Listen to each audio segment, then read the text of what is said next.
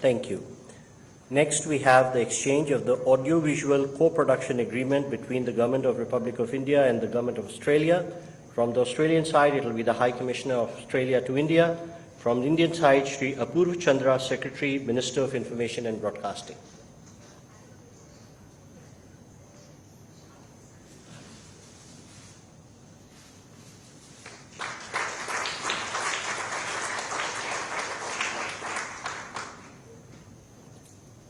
Our next agreement is the exchange of terms of reference for India-Australia Solar Task Force.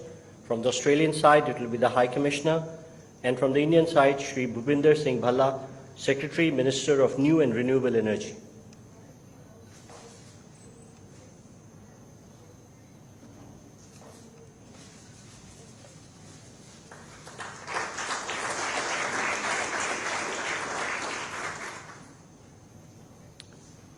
Our next exchange is of a letter of intent between the Government of India's Atal Innovation Mission and the Commonwealth Scientific and Industrial Research Organisation Australia for furthering cooperation in innovation.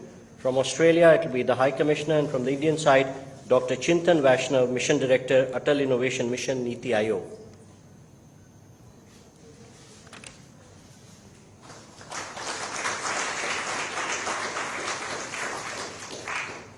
Ladies and gentlemen, that concludes the exchange ceremony. I now request Marks. Well, thank you very much, and I was very pleased to meet Prime Minister Modi again after our meetings at the G20 and the East Asia Summit last year. And I look forward very much to hosting Prime Minister Modi in Australia for the Quad Leaders Summit in May, and then returning to India in September for the G20 Leaders Summit. The relationship with India is multifaceted.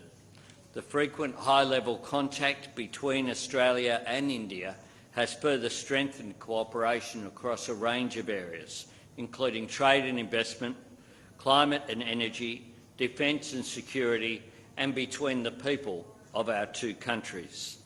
Today, Prime Minister Modi and I discussed the strength of our economic relationship, demonstrated by the entry into force of the landmark India-Australia Economic Cooperation and Trade Agreement last year.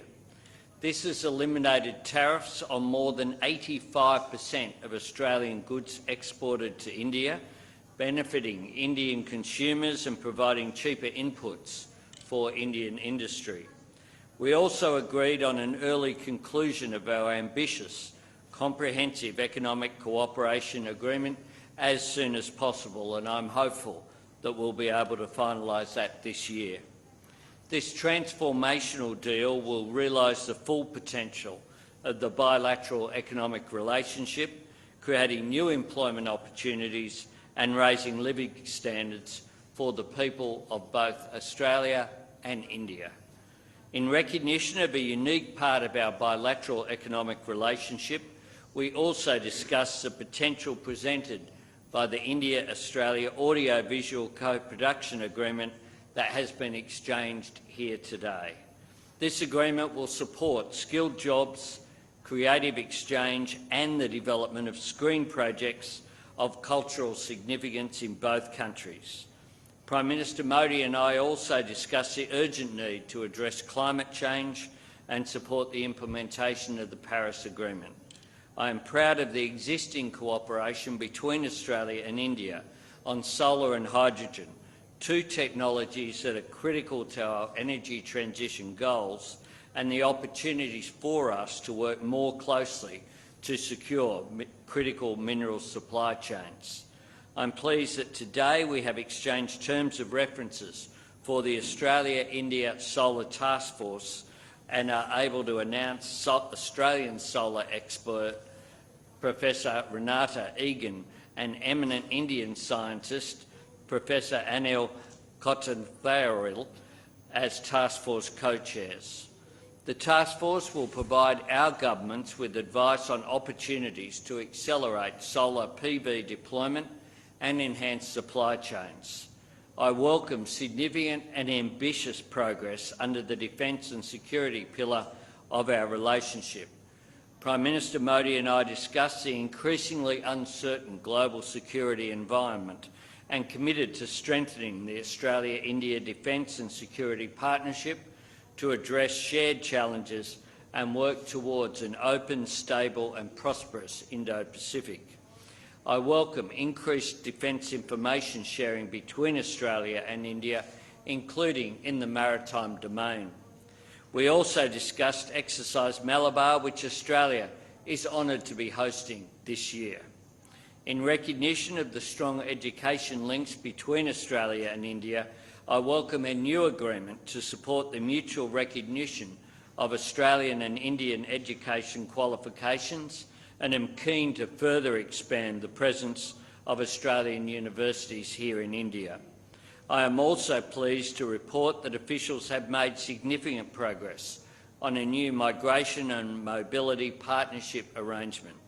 This arrangement will promote and support the mobility of students, graduates, academic researchers, business people and other professionals from the emerging and high-tech sectors now and into the future, while also enhancing cooperation on issues pertaining to irregular migration. We hope to have more to announce on this new initiative the next time we meet in Australia. In sports collaboration, I was also honoured to join Prime Minister Modi at the first day of the fourth cricket match of the Border-Gavaskar Test Series on Thursday. And it was also a great honour, I must say, Prime Minister, to meet Sunil Gavaskar, VVS Laxman and other legends, including Harbhajan Singh yesterday.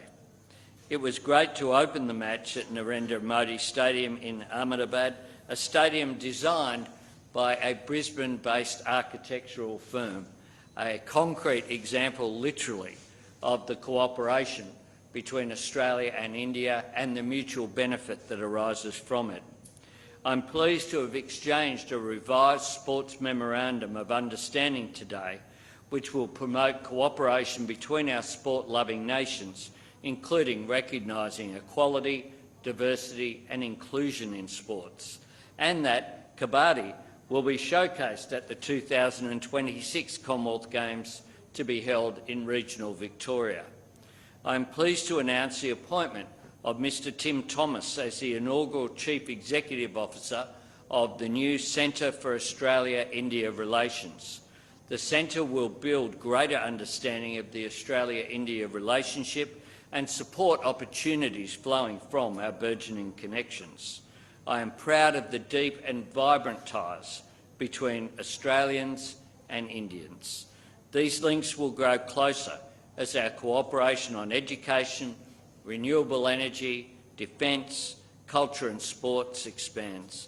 I thank you once again, Prime Minister Modi, for your extraordinary welcome here to your vibrant, diverse, wonderful nation.